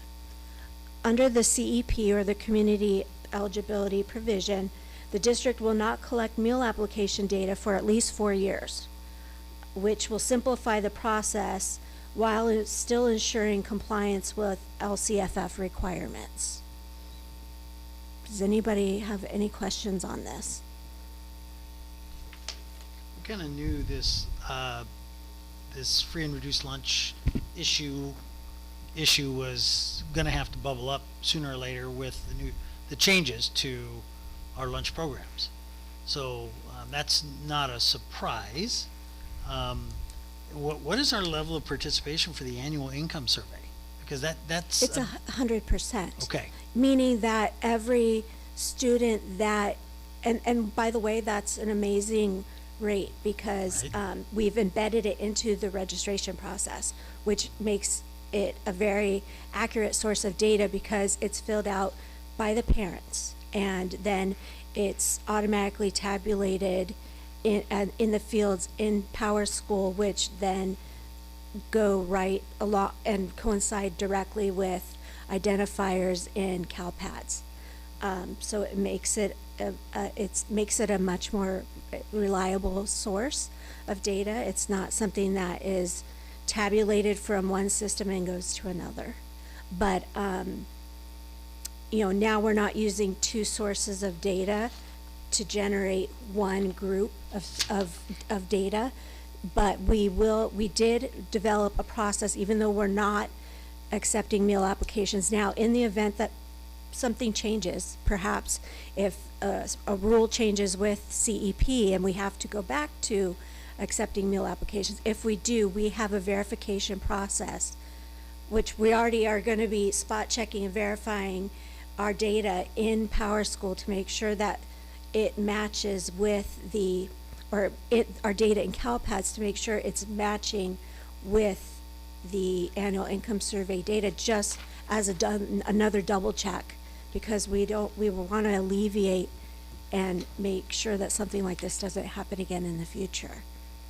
To where it's sizable enough that it has a fiscal impact. Sure. Other questions or comments? Yeah, I don't want to make light of it, but this is not uncommon to have happen. Other districts have had this happen to them too, because Yes, they have. it's really easy to duplicate the count. And that's why the word unduplicated, I don't know when that started, but since I've been on the board, it wasn't actually talked about before. So it's just a matter of making sure that the dollars are going directly to those students and they're not being counted across the board multiple times for those dollars. That's basically what it is. And I get it. I just think that it's just a lesson learned, basically a costly one. But I guess if you look at it, they just went out and they were like, okay, so what is that impact of 5? It came out to 98. So that's 98 less dollars because we counted them more than once. That's basically what that is. So they want the money back. Well, this is exactly why we go through the audit process, is to make sure that we're doing it right, and we weren't. It was identified, and again, I'm confident that staff is taking the proper measures to remedy it, and we have to be willing to take a hard look at ourselves as a district and ensure that we are doing it right with the public dollar. So it's unfortunate, but the outcome is we're doing it better in the future. It's been identified and we're moving forward. There's something else that caught my eye, unrelated to what we just discussed. Something else on page 38 in our binder, in this report, and it says the district has entered into agreements to finance equipment and building improvements. Finance meaning we borrowed money. I was not aware of that. I thought we approved purchases, and purchases are made for cash.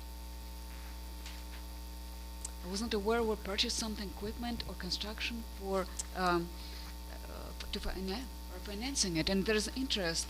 And in 2025, interest is 237,000, and by the year 2035, interest we have paid will be 1.5 million.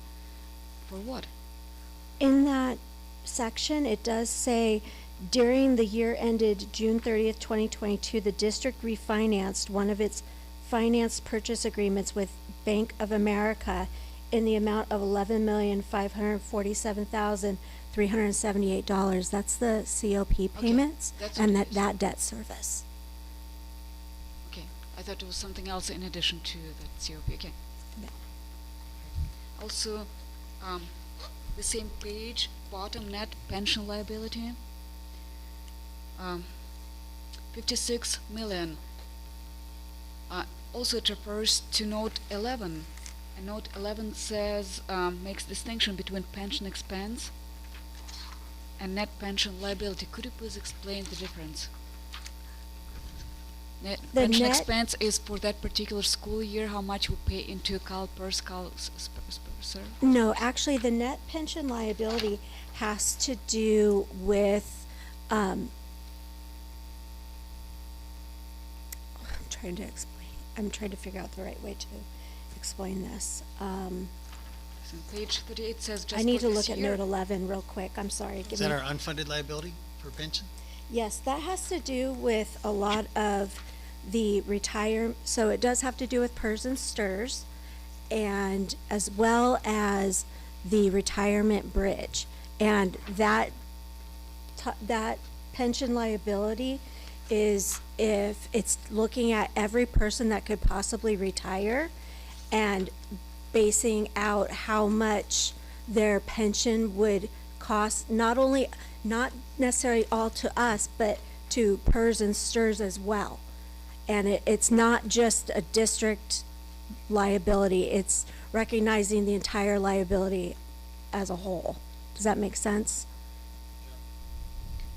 Okay, and also the expense on the note 11 on page 44, pension expense, it is the cash we pay in a school year, 8 million. It's not a liability, it's not hypothetically, if they retire, it's hard cash we pay a year, a school year. I Pension believe, expense, yes, I believe we pay more than that, but I will need to At look least, at that. okay. Because alone, PERS, and STIRS is 19.1% of salaries, and PERS is 26%. So I believe, I need to look at that and get back to you. and that's the number for this school year ending in June 2024, because it also lists pension liability 56 million, which it says on page 38 that's pension liability that's was at June 30th, 2024. A lot of these are disclosures that are required that pertain to the actuarial report that we have to do for all retirement costs. And I'm gonna have to reach out to them for a little bit more of an explanation, because I don't wanna misspeak on any of this, but I'm going to flag these pages and get you the clarification. And I will reach out to them and the audit firm. I just wanted to say, I think it's great that you pointed this out, because this has been a burden on the district ever since our elected officials figured out, hey, there's a way that we can take money away from kids.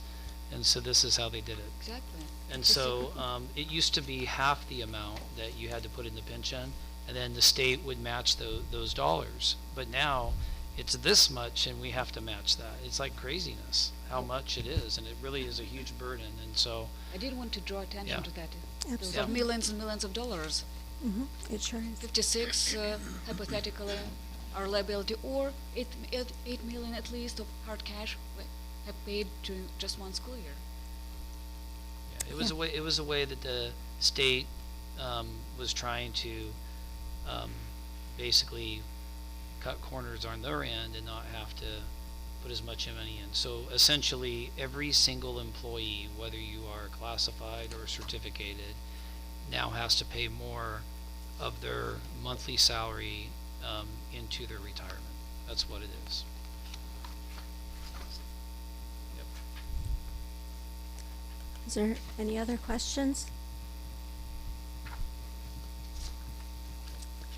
If not, lastly, I wanted to highlight that the auditors confirmed all 13 findings from the prior year audit, the one that Daniel presented to you all before I came aboard in February of last year for fiscal year 22-23 have been fully resolved with the necessary systems and processes successfully implemented to address them. This is a board item is an action item, and the district is recommending accepting the 24-25 financial report. I think it's great we went from 13 findings to 3. That's We are wonderful. working hard to really make sure that processes and systems are followed and that we're compliant with laws and regulations, absolutely. And Thank you. how long have we used this auditor? This is the first year. Okay, so we'll probably have them for at least another 2, right? I Or longer? believe 3 more. Okay. Any other questions or comments for staff? I'll move approval of acceptance. I'll second it. Got a motion and approval. All those in favor? Aye. Aye.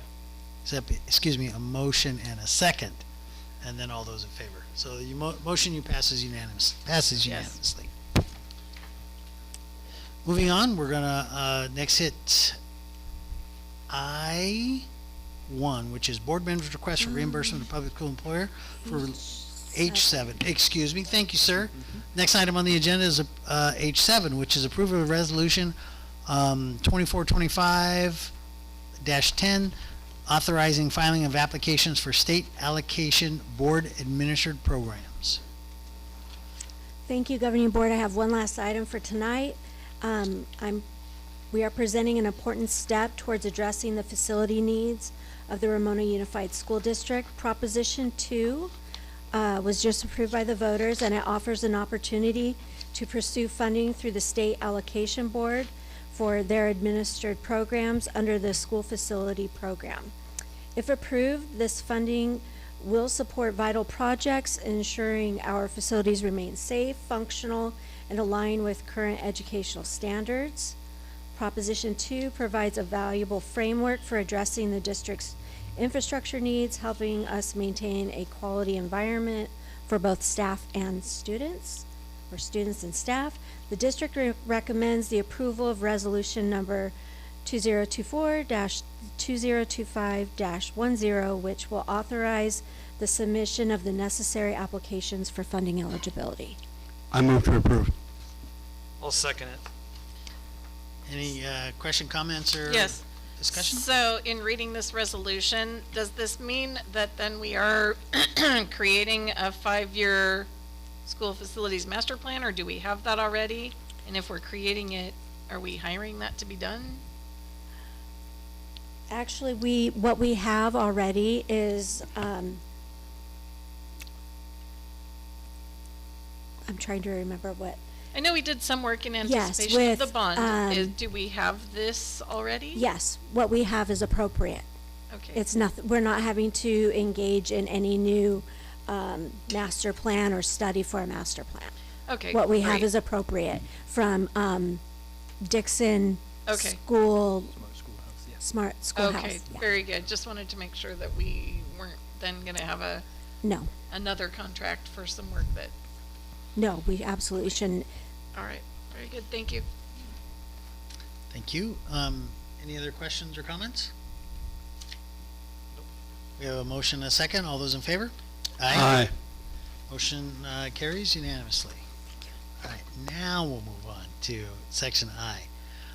I1 is board member request for reimbursement to public school employer for release time to attend board-related events. You presented this one, Dr. Thurman? Yes, sorry. Okay, no worries. Thank you, President Drum, members of the board. This is a request from a board member pursuant to Education Code 44987.3 that entitles certificated employees to take up to 20 days of public service and on a school board. So this request is from Mr. Dome to attend 3 different events. The number of days here would be 4, even though the December dates show 3 there. There's usually that first day is not a day that we attend. It's for new school board members usually. And the total cost for this would be paying the school district where Mr. Doan works for his sub-costs for these days. Up until now, for many years, to attend any events, he's had to use personal time to participate in these board activities. All right, question, comments? So what is the maximum cost to the district if these dates are approved? Yeah, for the 4 dates, it would be for $825. Very good. I'll move approval. I'll second. Got a motion and a second? All those in favor? Aye. And I abstain. All right. Motion passes 4-0 with 1 abstention. Next item on the agenda is item I2, which is the superintendent's report. All right, thank you, President Drum, members of the board and community that we have left. Tonight, as usual, I just feel the need to highlight some of our amazing staff. We've had a very busy start to 2025, but I just feel compelled to share some of our staff members who have just been relentless in their passion for keeping our district going and ultimately supporting our students and families through their work that is not really always visible, rarely noticed. So first, during our winter break, most of us, while we're off, our families are relaxing, we're gearing up for the new year. However, there are many staff members within the district who are also gearing up for the new year, but they're doing it 1 hour at a time while they're working very hard over the break. So some of the projects they worked on this last break included some new cement near our welding building. That's been a problem for quite a while. We've got some new fencing at the high school that we've needed as well for security and just to repair some fencing that has continually been breaking down. Then we had a wall reinforced in the library, which was also taken care of over break.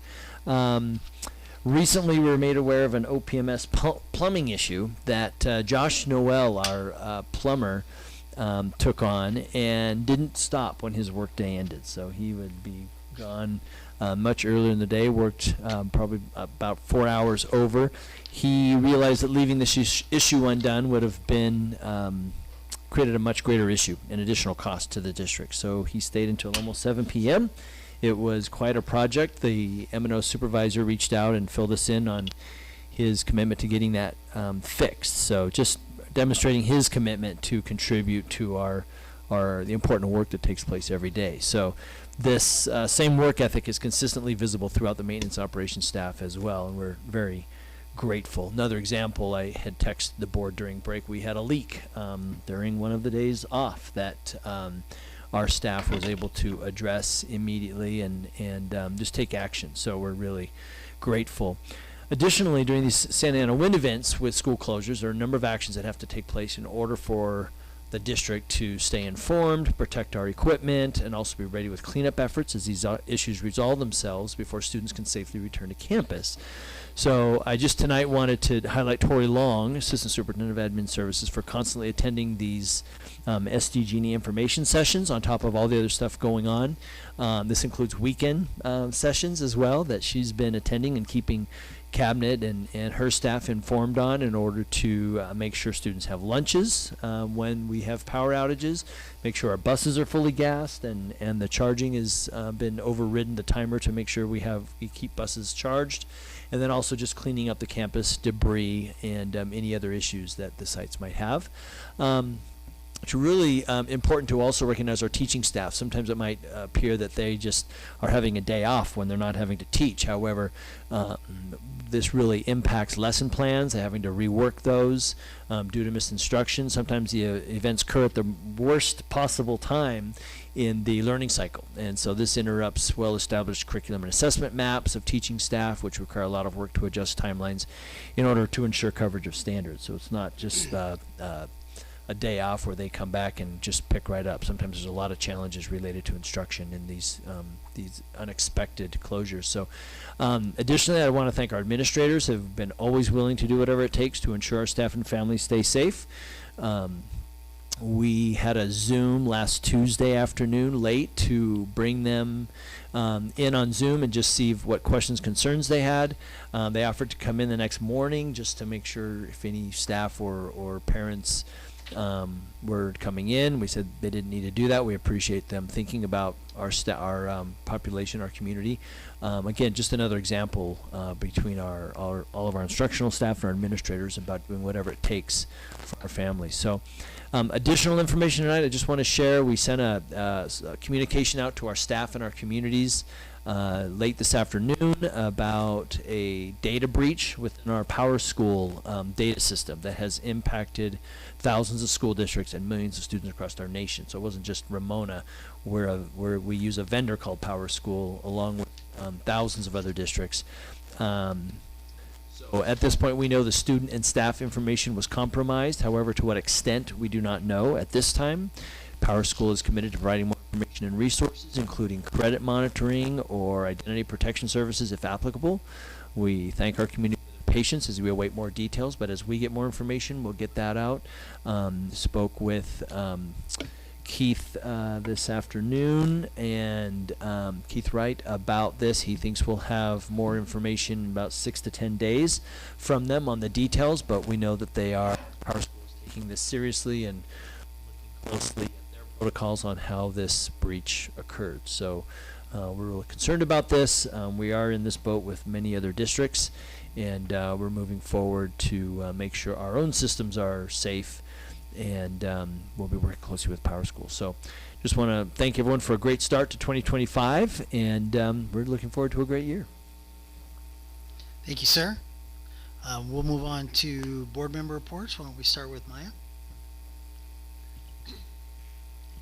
First, I want to say that I really enjoyed reading the purchase orders report and commercial warrants, because there was so much clarity with those two additional columns that indicate the fund and the resource, and it was just a pleasure to read those.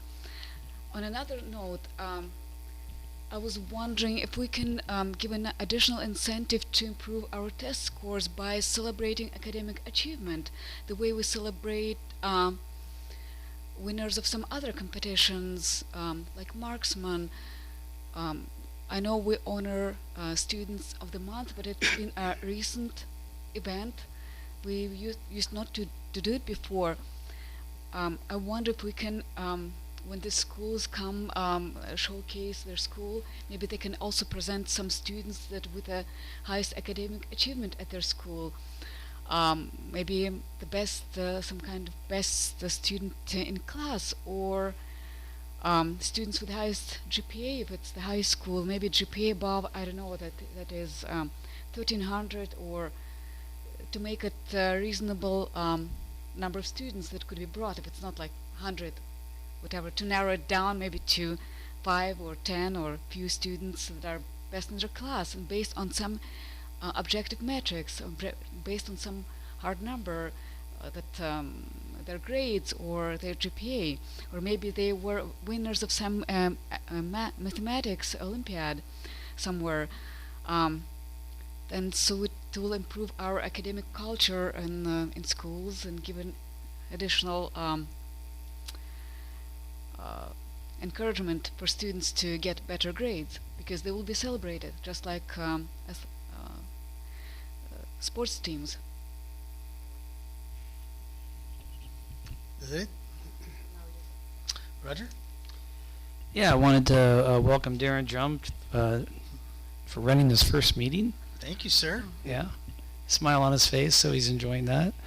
I did enjoy seeing all the new courses for adoption, but I cannot say that I enjoyed, reading all the financial statements like Maya does. I'm not sure if that really works for me, but although, I like to make sure that we are financially solvent.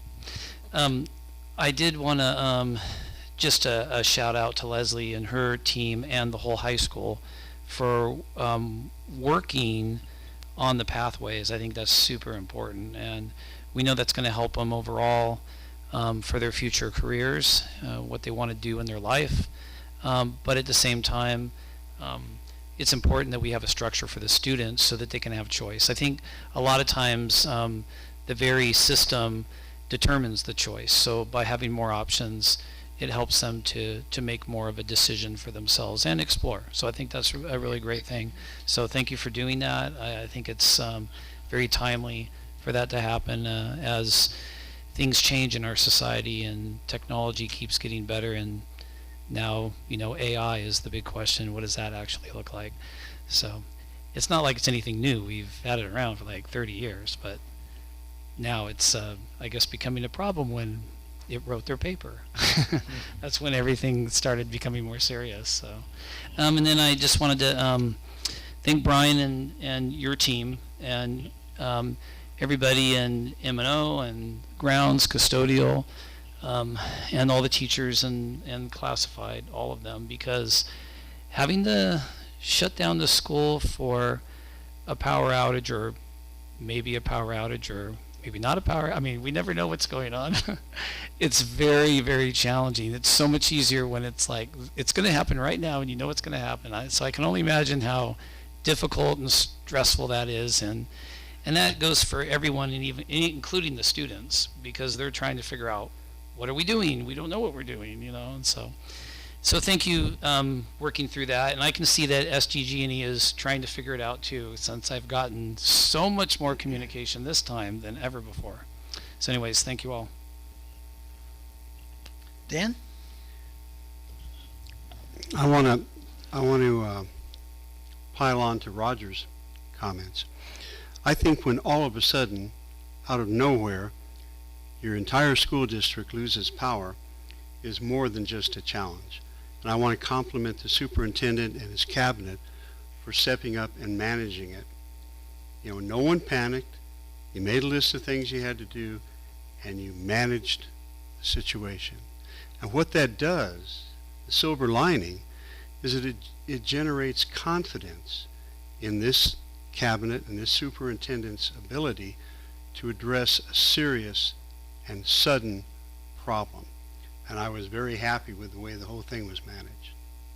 And I think we all kind of agree with that.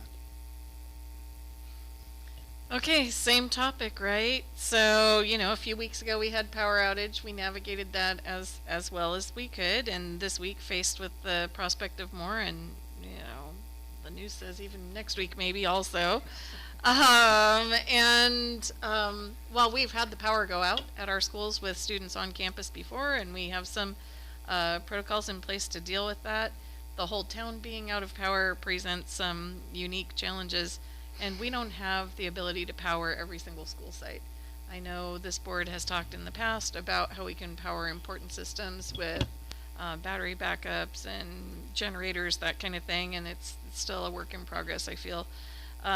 But some of the details about how we could have our kids at school as quickly as possible, things like safe transportation in a high wind situation, right? Those buses are pretty high profile. It's not always safe to navigate, things that we don't always think about, right? The fueling and charging schedules that needed to be adjusted from the norm that we didn't quite anticipate. The need for shelf-stable food and the requirement that we have that on hand. And I don't know how we do that really exactly. Thankfully, we have a professional staff to figure that out, because without separating out free and reduced price lunch, kids, and, you know, how much food do we have to have on hand? And I do appreciate that even though uncertainty is frustrating for everyone involved, staff, students, parents, everyone, taking a day-by-day approach, as we did this second go-round, I feel was a much better situation. And yeah, people press us, well, which day are you going to close? Which day are you not going to close? When are students coming to school and when are they not? That day-by-day, I think, is our best scenario for getting students back to school as efficiently and safely as possible. So thank you for navigating that. It was kind of a, you know, what did we learn? So thank you for running through all that with me, and I'm sure with other board members as well. That's it. Good to go? Okay. Yep. Dr. Thurman, please carry a message to Mrs. Long from James Dukes. What a great presentation, enjoyable presentation they gave us tonight. Loved having a performance. What a treat for us, and he just did a great job. And it's clear that those students love their school. It's clear that the staff there has created the environment for those kids that love that school. So please pass that on to her. Leslie, I know the FPM was a big project. Thank you very much for taking the helm and making sure that we pass with flying colors. And it's because of your dedication and your professionalism that we end up looking pretty good sometimes. So thank you very much. Tori, I know the annual audit is a thing you go through every year, but it's a big deal. Great job. Thanks very much. We sure do appreciate all the long hours you're putting in, getting our finance reporting and our finance management just right where it needs to be. So thank you very much. Thanks to all staff, and that includes every single one of the people who gets a paycheck from this organization, for helping us prepare for the public safety power shutoffs. And an extra shout out to our labor groups who really collaborated on a good solution of what does a shutdown look like this time around. And this is a learning process. Sometimes we don't want to, but sometimes we have to build the plane in flight. And we need help doing that. And we sure do appreciate the collaboration. And then I know there's just a lot of stuff coming at staff. And this data breach is not a little thing either. Right in the middle of our public safety power shutoffs. So thanks for being so resilient, and thanks for keeping us informed and the community informed, because things are going to happen, but we just need to make sure that we are open and transparent and communicate with our community. And as you said, it was, thousands of school districts and millions of students. But that definition doesn't mean that it didn't affect the children and the people in this community here. So I sure do appreciate your diligence and your transparency. So having said that, unless there's any objection, we'll go ahead and adjourn this meeting and come back in a month.